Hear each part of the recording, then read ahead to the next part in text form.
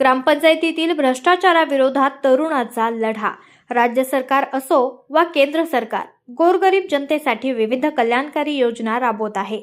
या योजनांच्या माध्यमातून सामान्य नागरिकांपर्यंत मूलभूत सुविधा पोहोचण्यासाठी सरकार कटिबद्ध आहे. मात्र या योजनांचा लाभ जनतेपर्यंत न पोहोचता काही ठिकाणी सरकारी यंत्रणेत असलेले गेंड्याच्या कातडीचे कर्मचारीच या निधीवर डल्ला मारत असल्याचं चित्र राज्यासह देशभरात पाहायला मिळत आहे. अशातच एक कथित प्रकार जालना जिल्ह्यातील भोकरदन तालुक्यातील अणवा ग्रामपंचायतीत उघडकीस आलाय. येथील ग्रामसेवकानं 15व्या वित्त आयोगाअंतर्गत जलजीवन मिशन योजनेच्या कामात लाखो रुपयांचा भ्रष्टाचार केल्याचा आरोप करण्यात आलाय. तसेच 15व्या वित्त आयोगाचा निधी स्वतःच्या फायद्यासाठी अपहार केल्याचेही आरोप आहेत. या प्रकरणी दीपक सोनवणे या तरुणानं संबंधित ग्रामसेवकाविरोधात वरिष्ठ अधिकाऱ्यांकडे लेखी तक्रार दिली आहे. मात्र जर या तक्रारीची दखल वरिष्ठ अधिकाऱ्यांनी किंवा जालना जिल्हा परिषदेचे मुख्य कार्यकारी अधिकारी यांनी घेतली नाही तर 2 फेब्रुवारी रोजी आपण आमरण उपोषणाला बसणार असल्याचा इशाराही दीपक सोनवणे यांनी दिलाय.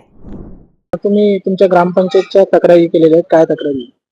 मी भोकरदन तालुक्यातील अणवा येथील ग्रामपंचायत मध्ये झालेल्या 15 वित्त आयोगामध्ये व आलेल्या योजनेच्या कामाचा झालेल्या भ्रष्टाचारांच्या माध्यमातून भ्रष्टाचार झालेला आहे. त्या माध्यमातून मी जिल्हा परिषद अधिकारी शिव मॅडम यांच्याकडे लेखी तक्रार केलेली आहे की या झालेल्या कामांची चौकशी व्हावी व जे आढळलेले दोषी असेल त्यांच्यावर कारवाई होण्यात यावी. काय काय तक्रारी आहे तुमच्या?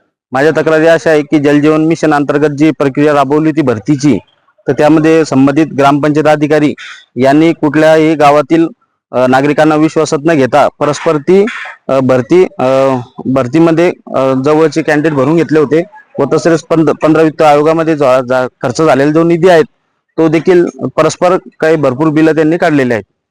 सरपंचाचा काय रोल आहे? सरपंच आता 6 महिन्यापूर्वी झाले. जे अगोदरचे सरपंच वगैरे होते सरपंचाचा एवढा रोल नाही. ग्रामपंचायत अधिकारी जे आहेत त्यांचा जास्त महत्वाचा रोल आहे आणि संबंधित विस्तार अधिकारी PW सोनवणे यांचा.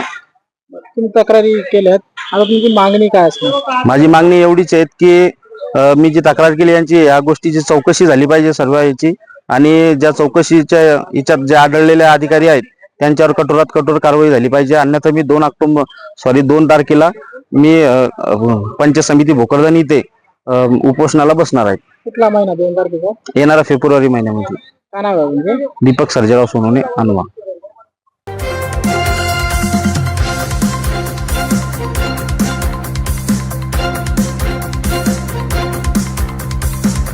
समाज साधना न्यूज, समाजहितासाठी सदैव अग्रेसर.